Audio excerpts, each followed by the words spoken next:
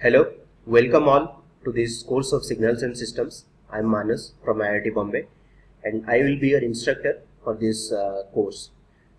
Signals and Systems remains one of the most important chapters for GATE aspirants, and you will find the applications of Signals and Systems in some other subjects like control systems and communication systems also.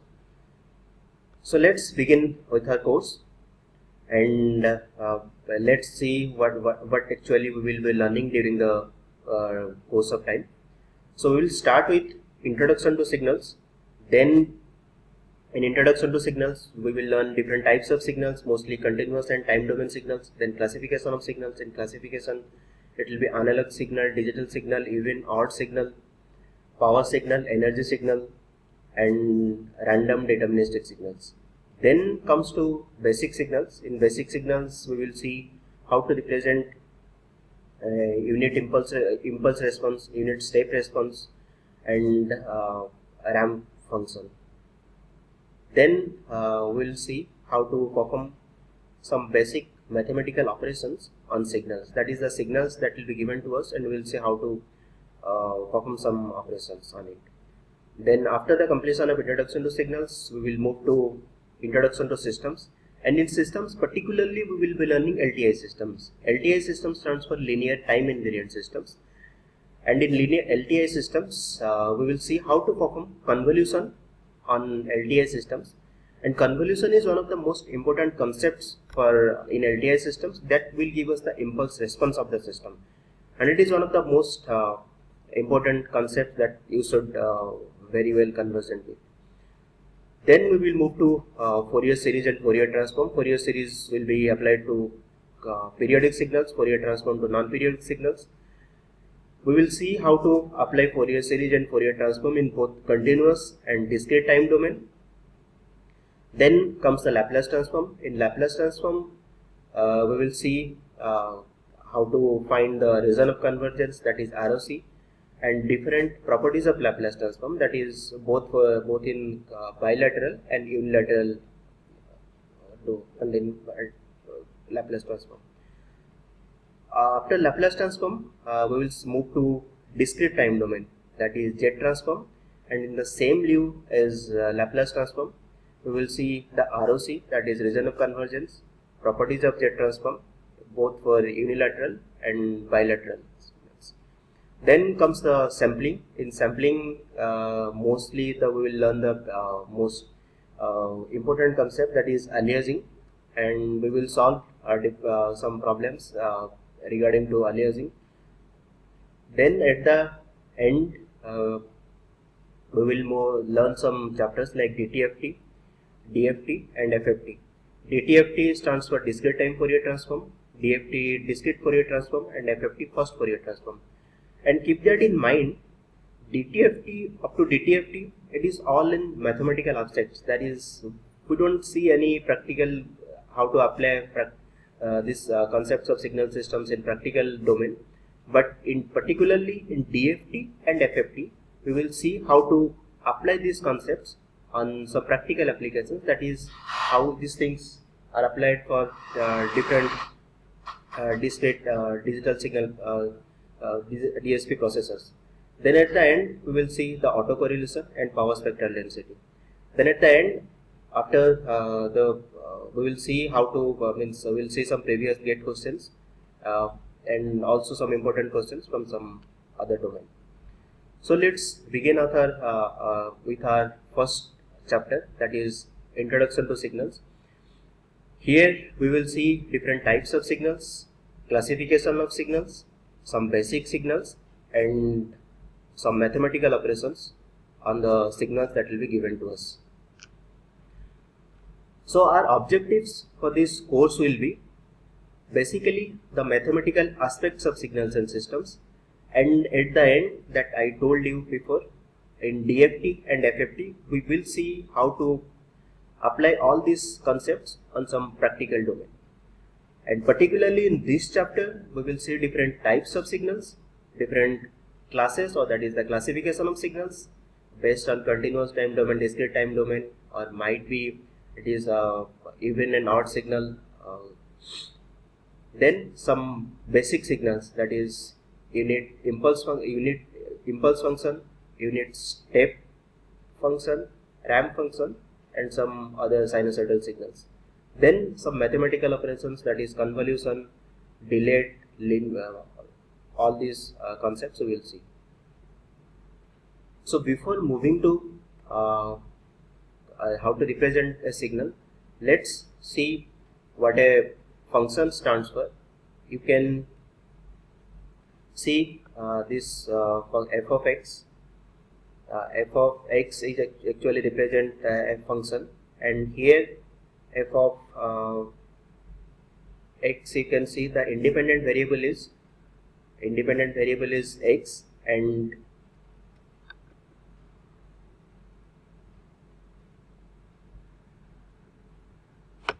here you can see the independent variable is x, and x is the domain of the functions, and f actually is a mapping or as a mathematical relation that relates from domain to range.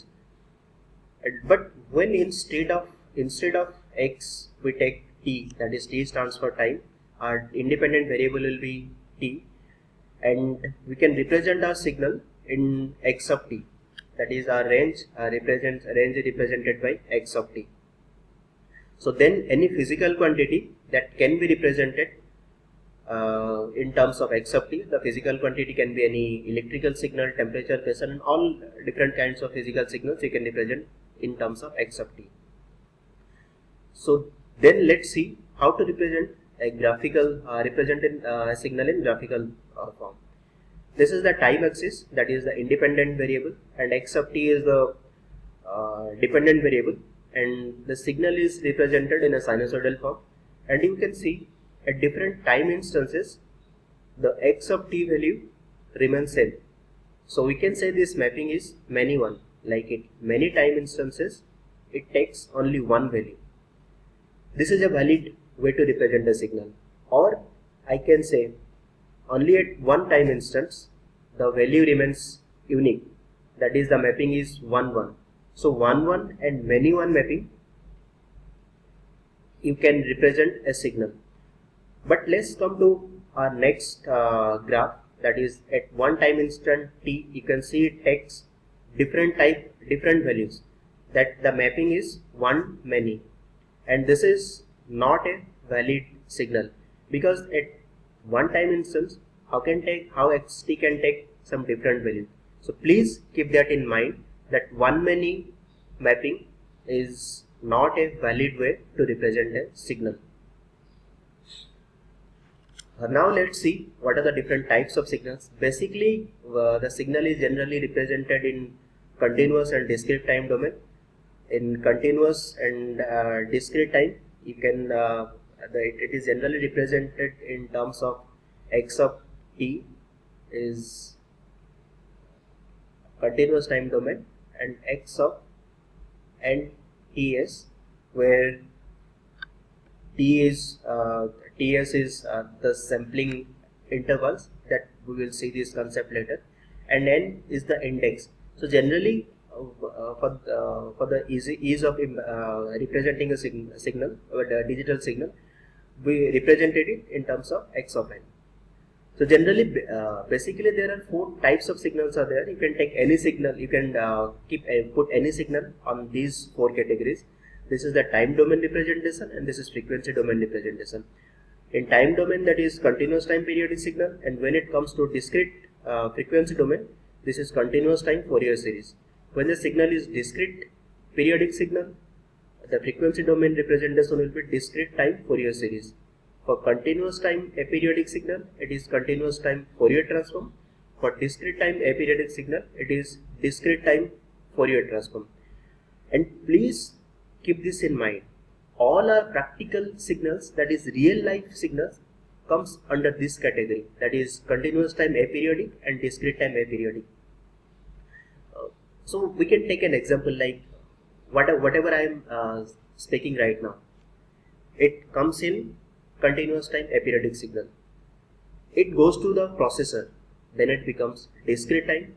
Then again when you will listen to it, it is again converted to continuous time, aperiodic signal. So all our real life or whatever the signals we use in our daily life comes under these two categories of signal. And basically when it comes to the practical application, we will be dealing with only these two kind of signals. So then comes classification of signals. In classification, that we will see depending on the different time axis, it will be continuous time, discrete time, and then analog and digital signal. Analog and digital, it represents how we represent the amplitude axis. Then periodic and non-periodic signal, even and odd signal, power and energy signal. This is the most confusing concepts in signals. That is, what is a power signal and what is an energy signal. Keep this in mind. When we can represent a quantity in a finite amount, that is, if we can represent the power of a signal in a finite quantity, in terms of a finite quantity, then it is a power signal. When we can represent the energy of a signal in a finite quantity or finite amount, that is an energy signal. So we will see where the confusion arises, and we will solve some problems related to it. Then comes random and deterministic signal. A random signal has some contains information, and deterministic signal doesn't have much information. And we will see mostly we will learn this random and deterministic signal in communication systems. Now comes generally some misconceptions, what generally comes to everybody's mind. Keep that in mind. Signal cannot be linear and non-linear. It is system which is linear and non-linear. When we say LTI and non-LTI, it doesn't satisfy the principle of superposition and homogeneity for signals. It only satisfies this principle of superposition and homogeneity when it comes to systems. In the same way, there is no causal and non-causal signal, stable and unstable signals. For causal signal, it exists only for positive values of time. It has some mathematical implications, but that doesn't mean signal is causal. So keep these things in mind. So let's begin with our continuous time, discrete time, and analog and digital signal. We'll see first what is continuous time and what is discrete time signal. If you can see the time axis, here the time axis is continuous, here the time axis is also continuous, and here the time axis is discrete. You can see different time intervals are taken to represent the time, and here the same time axis is also discrete. So on the basis of the time axis, it is continuous time and it is discrete time. Now let's see the amplitude axis, that is YT. You can see the amplitude here also takes continuous values. You can see this signal takes continuous values. So when the amplitude axis takes continuous values, it is analog signal. And in the second case, you can see it takes some different levels. Here there is a misconception that generally everybody has, that is, digital signal can only be represented in 0-1 form. No, that is not the way. It can take number of values, but generally it is represented in two levels, that is 0-1. Here you can see the signal takes different levels. So this is a digital signal, but it is continuous time digital signal. See this. Then in this representation, the time, the amplitude axis is not quantized. You can see still we can take some continuous values at different discrete points of time. So this is discrete time analog signal. Then here it comes take discrete values and it takes different values, that is digital signal. So it is discrete time digital signal. So now let's see what is a periodic signal and non-periodic signal. Periodic signal stands for if for any value of t, that is capital T, and capital T should be a positive real number. The signal characteristic, it is repeats itself, and t should take any value from minus infinity to infinity. Here you can see t should be an infinite value, not a finite value. Let's see how this concept is applied.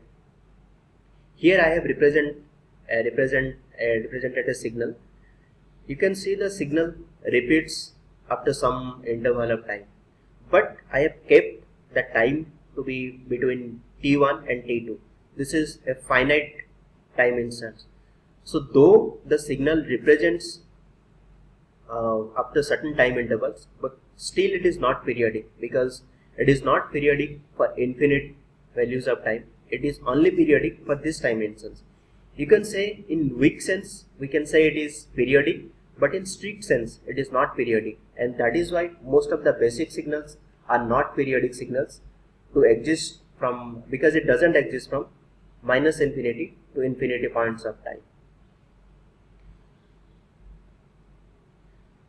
So let's see how to calculate the periodicity of a signal. Signal is periodic if it is the values characteristic or values are repeated after the time instance capital T. So xt equal to xt of t, then it should repeat it up to some that is some infinity interval of time. So it can take x of t equal to x of 2t equal to x of t plus 3t up to x of t and t.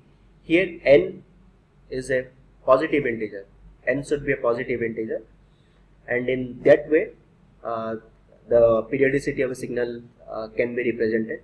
But when we take generally we take the fundamental period, and the fundamental period generally we take when for this when n equal to 1, that is xt equal to xt of t.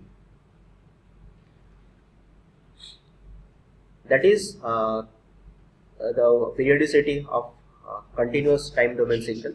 When it comes to discrete time domain signal, like the previously what I have explained you, we can represent a periodic signal in x of n. N stands for the index of the signal, and x of n equal to x of n plus n. Here the same concept applies. N should be from minus infinity to plus infinity, that it should be infinity, and it shouldn't be a finite value it shouldn't exist for a finite value of time, and n should be a positive real integer.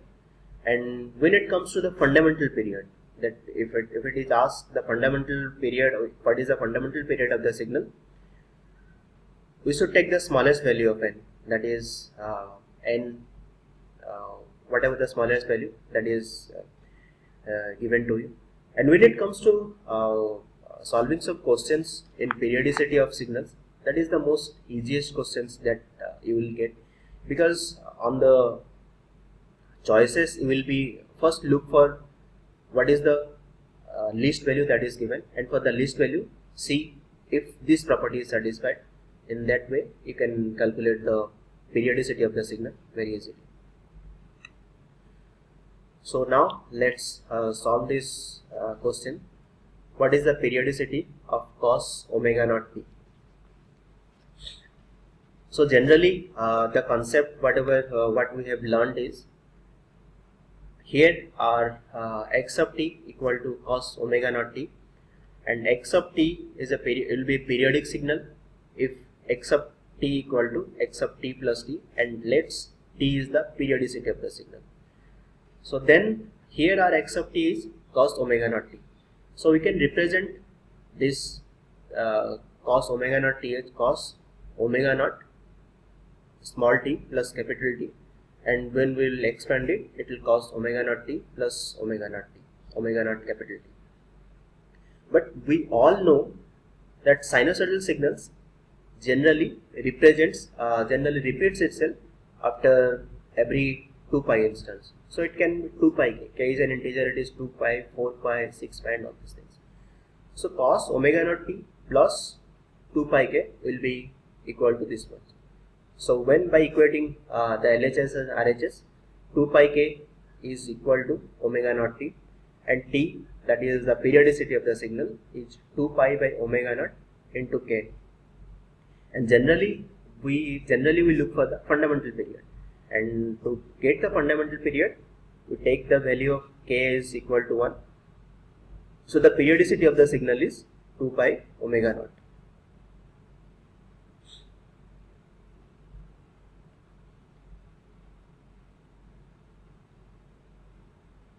So when it comes to discrete time signal, it is let's take a signal that is x of n equal to cos omega naught n.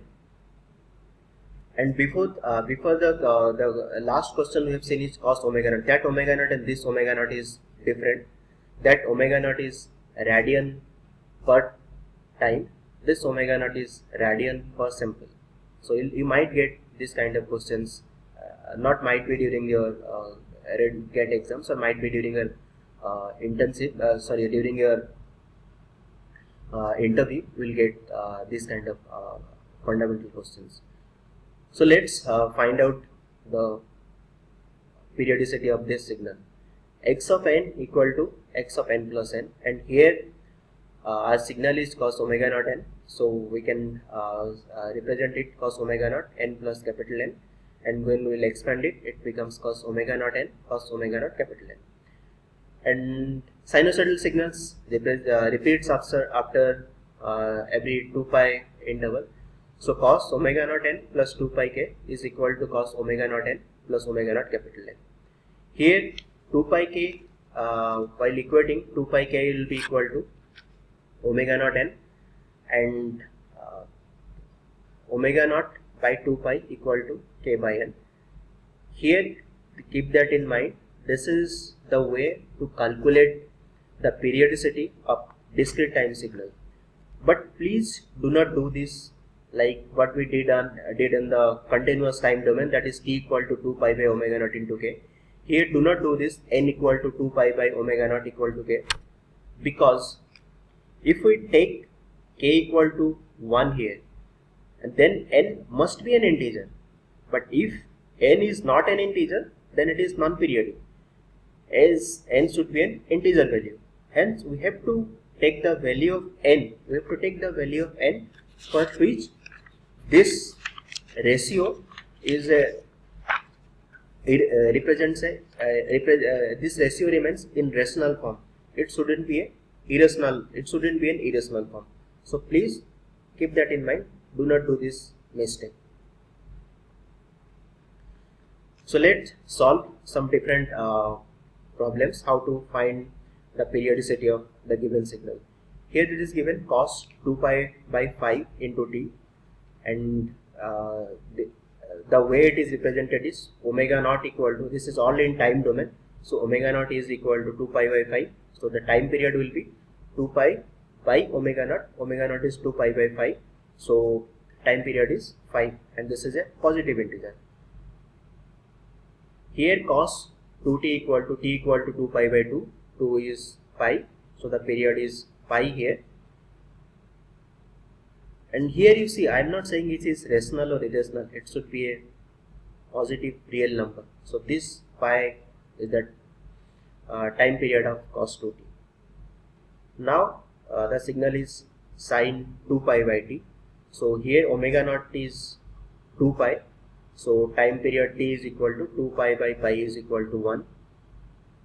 Now let's take some summation of signals, or generally we say these are superposition of signals. The first signal is cos 2 pi by 5t and sin 3 pi by 7t.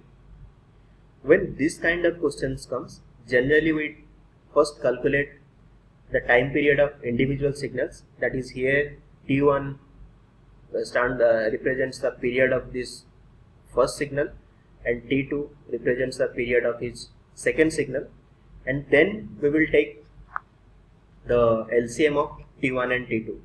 So here t1 is 2 pi divided by omega naught is 2 pi by 5, the t1 is 5, and t2 is 2 pi by 3 pi by 7, that is 14 by 3. So before going into calculate the LCM of the signal, it is, let's say T1 by T2 is equal to 15 by 14, and here this ratio should be rational. This should not be irrational. If it comes to be irrational, we cannot, the signal is not periodic, this is non-periodic. So then by cross multiplication, you can see T1 into 14 equal to T2 into 15, and the time period will come out to be 70. And now takes another another superposed signal, that is cos 2 pi by 5t and cos 2t. Here T1 is 2 pi by omega naught, that is 2 pi by 2 pi by 5. T1 is equal to 5. T2 is 2 pi by 2, it is pi. But when we take the ratio of T1 and T2, you can see 5 by pi. 5 by pi is not rational. 5 by pi is not rational, it is an irrational quantity. So the signal is not periodic, it is completely a non-periodic signal. Now you can observe, let's observe a very interesting fact. You can see this signal is periodic and this signal is non-periodic. So individual signals are periodic.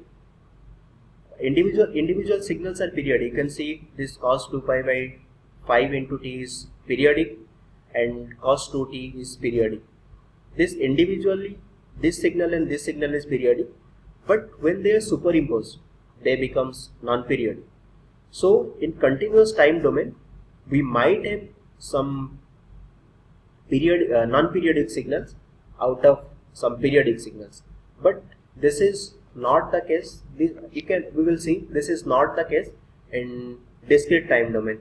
If two periodic signals are superimposed in discrete time domain, it will always be periodic. But in time domain, it can be periodic or non-periodic. So let's see some questions from discrete time domain. That is cos 2 pi by 5 into n. So the way I have shown you how to calculate the periodicity of a signal, omega naught by 2 pi equal to k by n, and you shouldn't take, that is n equal to 2 pi by omega naught into k. So here omega naught is 2 pi by 5 upon 2 pi, it is 1 by 5 equal to k by n, and here n equal to 5, and it is a positive integer, so the period of the signal is 5. Cos 2n, cos 2 by 2 pi, it is k by n equal to 1 by pi, n is irrational, so this is non-periodic. Then sin 3 pi by 7n, 3 pi by 7 by 2 pi, it is k by n equal to 3 by 14, n equal to 14, that is the period of the signal. Now let's see some superimposed signals. That is, here there are two signals are there, sin 3 pi by 7n plus cos 2 pi by 5n. So how to calculate the periodicity of a signal when there are more than one signal are superimposed? So first you calculate the periodicity of individual signals. When we will calculate the periodicity of individual signals, here the first period of the first signal, that is taken to be n1, and the period of the second signal, that is taken to be n2. So k by n1 is equal to 2 pi by 3 pi by 7. So k by n1 comes out to be 1 by 14, and k by n2, that is 2 pi 2 pi by 5 divided by 2 pi, that comes out to be 1 by 5. So here n1 is 14 and n2 is 5. So unlike in the continuous time domain, here we can take directly the LCM of n1 and n2. We don't have to check n1 by n2 is a rational quantity or something. So the overall period of the given signal will be LCM of n1 and n2, which comes out to be 14. LCM of 14 and 5, it is 70. Now comes this signal, that is cos 2n plus sine 3 pi by 7n. So here let's take this period of this signal is n1, and let's the period of this signal is n2. So here k by n1, here we can see already we have computed periodicity of this signal, that is 2 by 2 pi, it is 1 by pi, and in the first instance it is irrational, and sine 3 pi by 7 we have calculated the period is to be it is a periodic and the period is 14. So when we take the LCM of a rational with a irrational, it will always be irrational. So here in this case, if signal is periodic, one is non-periodic and another is periodic, then the output will be non-periodic, because the LCM of that rational and irrational will be irrational. So the overall signal is non-periodic. So in this way you can calculate the periodicity of different kinds of signals. Now let's see another type of question, that is if the signal is in continuous time domain and it is represented in the form of k plus cos 5t plus 45 degree. It can be, I have taken it to be cos, it can be, you can take any trigonometric function. So here k is the DC value, and generally this is cos omega naught t plus phase, and 45 degree is the 45 degree or whatever value that comes here that represents the phase of the signal. Then what is the purpose of the DC value? Here k, the DC value only shifts the signal in y-axis, that is an amplitude axis. It might go upward or it might go downward, but it has no effect on the periodicity of the signal.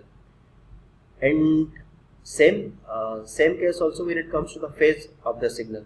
The phase doesn't affect the periodicity of the signal. So here the factor that we have to consider here is omega naught, that is phi. So time period of the signal will be t equal to 2 pi by 5. So when this kind of questions are given, do not worry about what is the DC value and what is the phase of the signal that is given.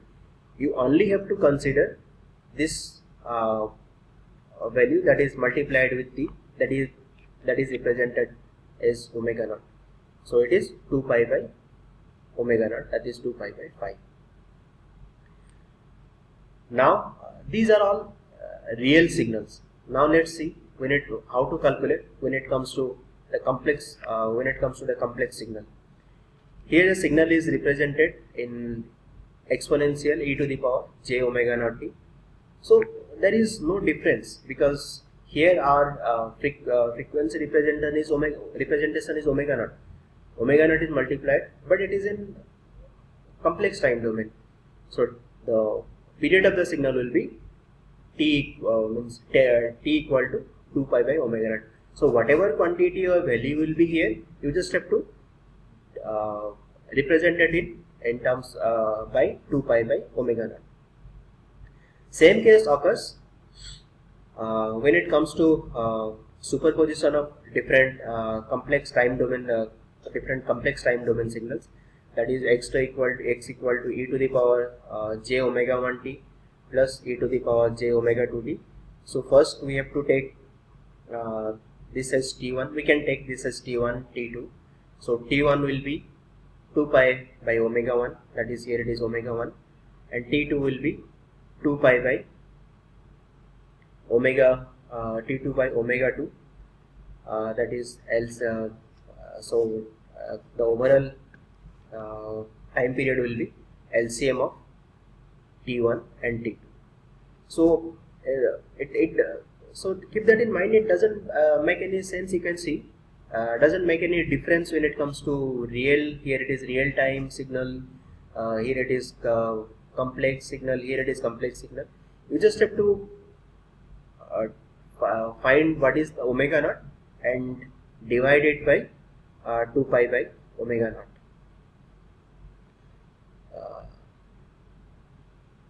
So now the next classification that we will see is even and odd signals. For even and odd signals,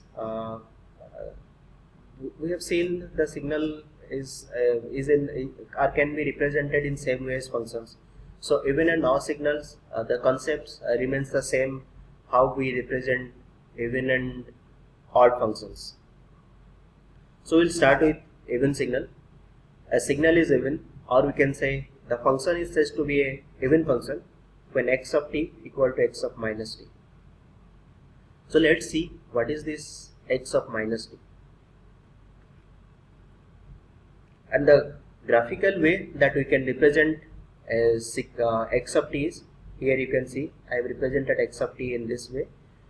And let's see how to represent this x of minus t. So what does it mean by x of minus t? X of minus t is just to flip the x of t signal that is given to us on x of t, or that around that amplitude axis, that is x of t is flipped to be represented in negative time domain.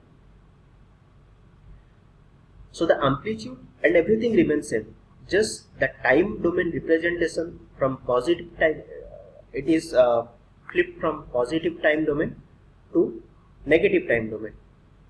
And here you can see for all t the signal is signal lies in this positive, the values of the amplitude remains positive. And also for negative time domain, that is for all the minus t values, the signal is also represented in positive time values. So x of t is equal to x of minus t for all t. So this represents a even signal. Now let's see what is an odd signal. What is an odd function? How can we represent an odd function?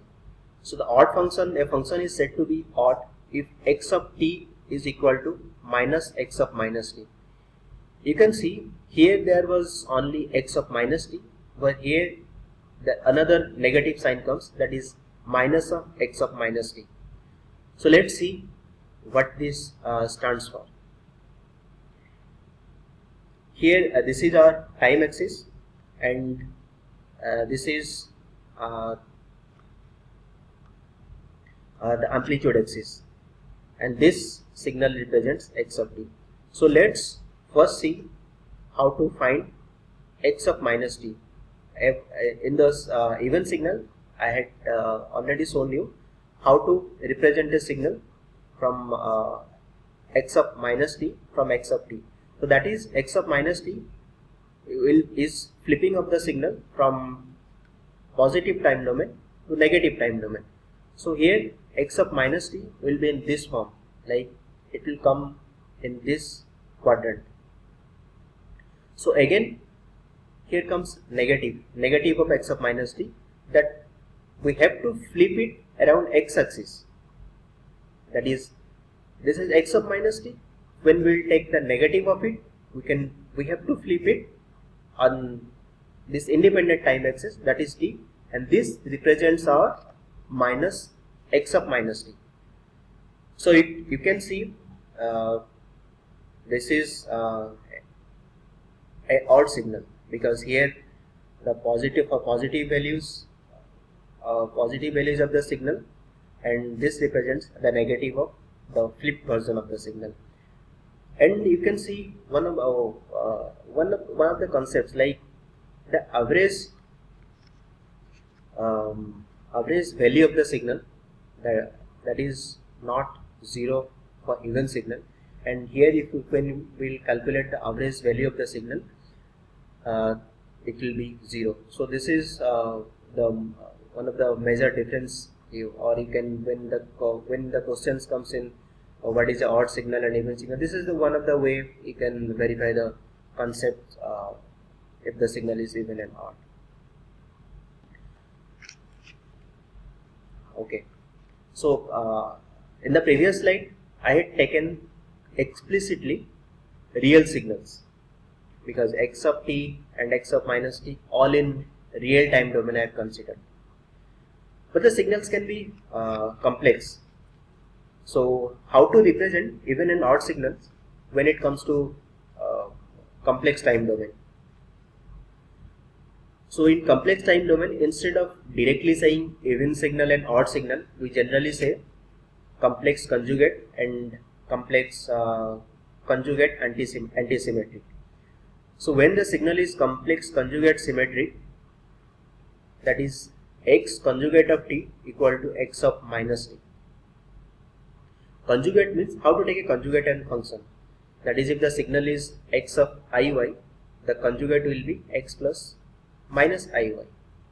That is, we have to flip the imaginary part of the signal. So this way we can represent a complex conjugate symmetric signal.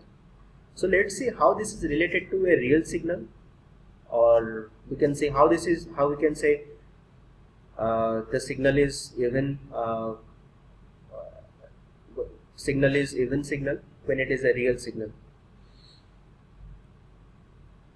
If this is real instead of complex, that is, there will be no imaginary axis, so there is no iy term.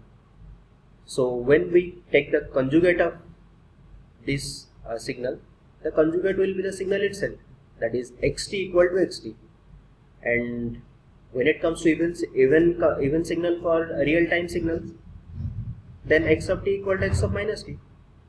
So once the signal when the signal is real, that is no complex value is involved, so it comes the real valued signals, and these are all even signals.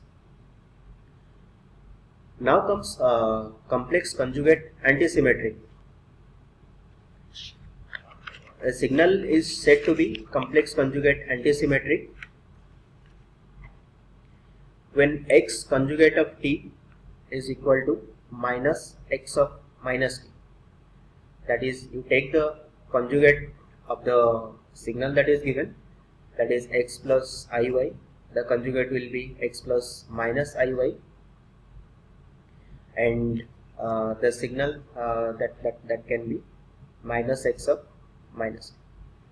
So when it comes to an odd means a real signal, generally there will be no conjugation, because in real in conjugate signal, the x plus iy, the iy term, that is the imaginary term, comes into picture, but in real signal there is no imaginary term that is involved.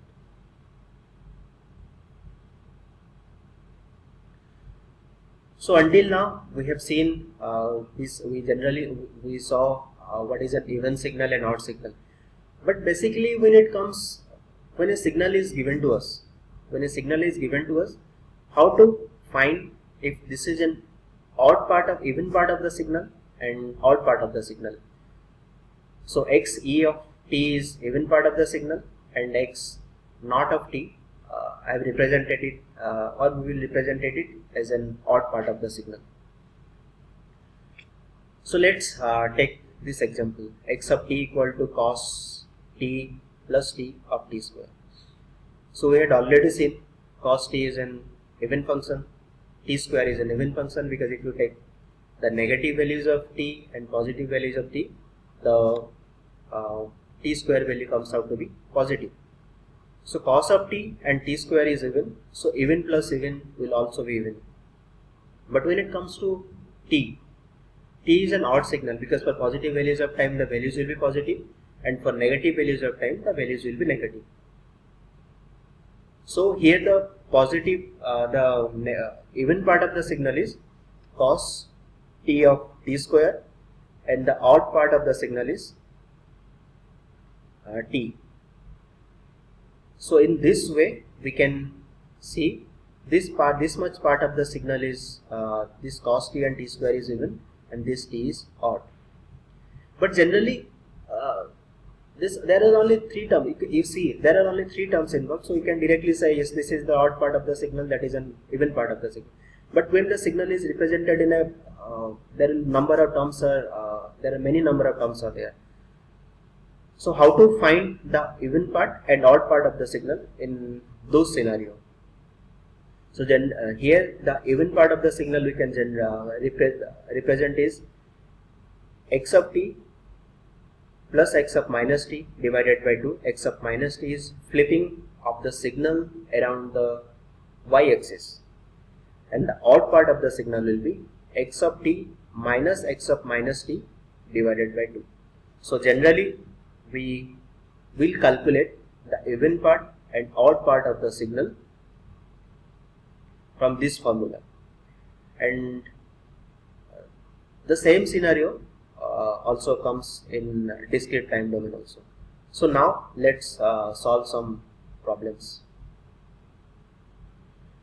So this signal is given to us, that is x of t, this is t, that is independent axis, and how to find the even and odd part of the given signal. So we will go by the procedure that I had already explained you. So here the signal is represented from -2 to 1 time interval. So first we have to find the x of minus t. Sorry, I had forgotten I had represent. Okay, this is x of t, and when we flip it around x, the amplitude axis, that is the signal that we will get is x of minus t.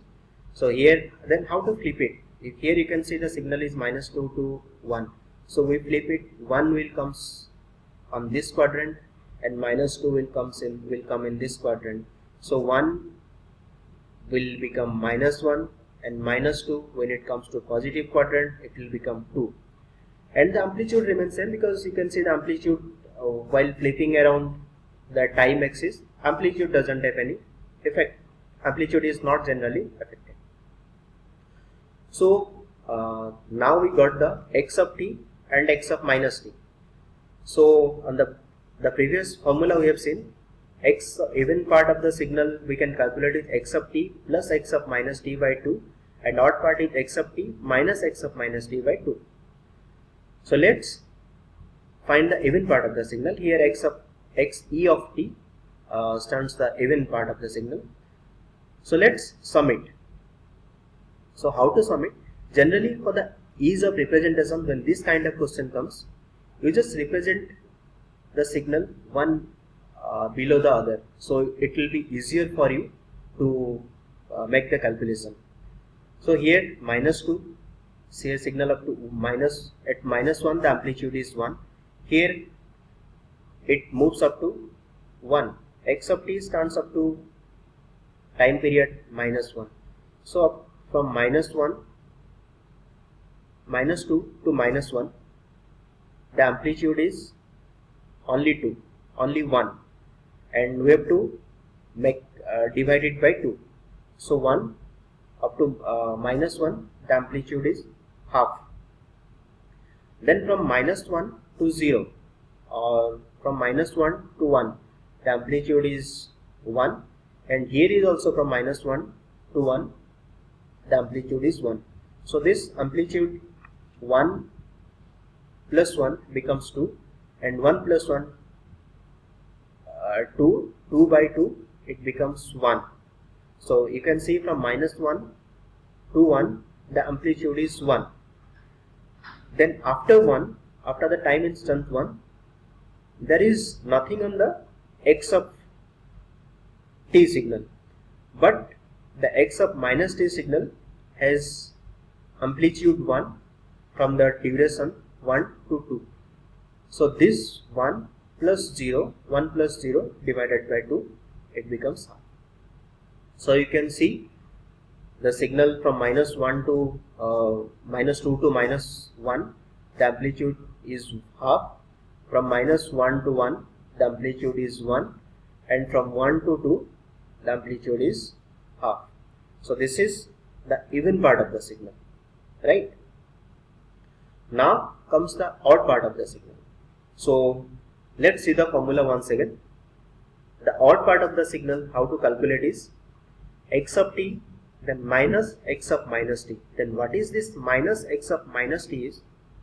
Minus t first you have to flip the signal around y-axis, then minus x of minus t, you have to flip the signal around x-axis.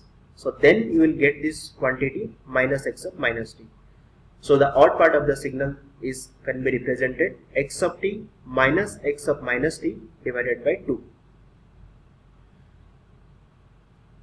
So this is x of t, and when you will flip the signal on the around the x-axis, you will get minus x of t. So x of t minus x of minus t divided by 2. So from so let's take different time instances and calculate the value. From minus 1 2 to minus 1 time interval, the value will be half, because from minus 2 to 1 the amplitude is 1, but here from minus 2 to minus 1 the amplitude is 0. So minus 1 divided by 2, so the amplitude will be minus 1. Then from minus 1 to 1, here from minus 1 to 1 the amplitude is 1, and here when we will flip it from minus 1 to 1, the amplitude will be minus 1, because here the amplitude is minus 1 to 1, the amplitude is 1. You flip it around x-axis, that is like the negative of the amplitude, the value will be minus 1. So 1, and the amplitude is minus 1, minus of minus 1, so the amplitude becomes 0, because the amplitude cancels each other. So from minus 1 to 1 the amplitude will be 0. Then from 1 to 2 the amplitude is 1 only. Here it is there is amplitude is 0, and x of minus t, the amplitude will be 1 only. So it is x of t minus x of minus t divided by 2, the amplitude is half. So this is the odd part of the signal. So you can see here already I had told you the average value for even signal is not 0, but the average value for odd part of the signal comes out to be 0. Now let's take an discrete time signal. So x of n is equal to 1, 2, 3. But then how to represent a discrete time signal? You can see the arrow has been mentioned here. So when the time instant at which the arrow is being mentioned, this is the 0th time instance. That is the signal starts from here. That is 1, 2, 3, 4. These are the amplitudes, and 0, 1, 2, 3. These are the index or the discrete time instances of the given signal. So let's represent the signal. You can see 0. At 0 it is 1, 1 it is 2, 2 it is 3, 3 it is 4, and after 4 it is 0. And these are all time instances 0, 1, 2, 3. So first the formula we have already seen. The even part of the signal, to calculate the even part of the signal, we have to find x of minus n. So how to find x of minus n? So we already know we have to flip the signal around the y-axis. So when we flip the signal around the y-axis, 0 will remain there, 1 will comes to minus 1, 2 minus 2, 3 minus 3. So and the amplitude remains same, because amplitude is not affected by flipping of the signal around the y-axis, that is the amplitude axis. So this is 1, 2, 3, 4. Then let's find the even part of the signal. So the formula is x of n plus x of minus n divided by 2. So to find it, we have to sum it and take the average of it. So let's take the sum in different time instances. We'll start with this minus 3. So at minus 3 it is 2. So amplitude is 2. Amplitude is 4. So 4 by 2 it is 2. And at minus 2 time instance it is 3. So it is 3 by 2, it is 1.5. At minus 1 it is 2 by 2 it is 1. At 0th time instant it is 1 plus 1 2, 2 by 2 it is 1. And at 1 when the n equal to 1 it is 1, when equal to 2 it will be 1.5, and n equal to 3 it will be, because you can see at time instance 3 it is the amplitude is 4 and there is no there is no signal that is there on the third time instance of x of minus n. So it is 4 by 2, that is 2. So this is the even part. This is the even part of this given signal. You can see the signal is symmetric on both sides of the amplitude axis. Now let's find the odd part of the signal. For the odd part of the signal we have to find minus of x of minus n. That is, first flip it around y axis, then again flip it around x axis. So already we got the flipped version of the signal around y axis. Then we will flip the signal around x axis. So the flipping of x axis means you just take the negative of the amplitude. So here the amplitude is x of minus n is 1, 2, 3, 4. So it will be minus 1, minus 2, minus 3, minus 4. Now let's find the odd part of the signal. The formula is x of n plus x of n minus x of minus n, and take the average of it.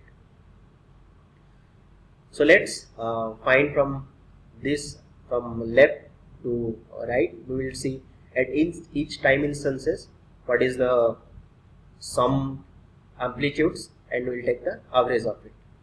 So at time instance of 3, that is at minus 3, the sum the amplitude is only 4. So the average, because here there is nothing on these time instances, on the negative time instances. So it will simply 4 by 2, 3 by 2, at minus 1 it is 2 by 2, and at 0th time instance you can see here it is 1 and here it is minus 1. So 1 plus minus 1, 0. So at 0 the odd amplitude of the odd part of the signal is 0. And let's see for the positive time instances. Here it is 1, 2, 3, 4, and here there is no signal that is on the positive time instances. So we can take the average of these values, that is 1 by 2, 2 by 2, 3 by 2, 4 by 2.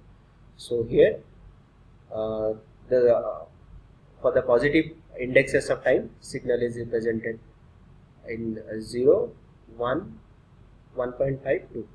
And you can see if you take the average of the odd signal, the area will come out to be 0. So this is the even part of the signal and this is the odd part of the signal. So in this way you can calculate the even part and odd part of any given signal. It might be in continuous time domain and discrete time domain. But please keep a tab, like when you are flipping x of minus n or x of minus t, is flipping of the signal around amplitude axis, and while flipping the amplitude of the signal is not at all affected. You just have to flip, take the positive time instances into negative time instances. The amplitude remains same. Now when it comes to minus x of minus n, or in continuous time domain minus x of minus t, you have to flip it around the x axis of x of minus n. That first you have to flip it around amplitude axis, that is you have to take the negative values of time, then you flip it around x axis. When you flip it around x axis, do not make any changes to the time axis. You just take the negative values of the time, because whatever the values of amplitude that is there, 1, 2, 3, you take the negative of that, minus 1, minus 2, minus 3. So in that way you can find the even and odd part of the signal. So thank you. In our next lecture we will continue with other classifications of signals. We'll continue in the next class. Thank you.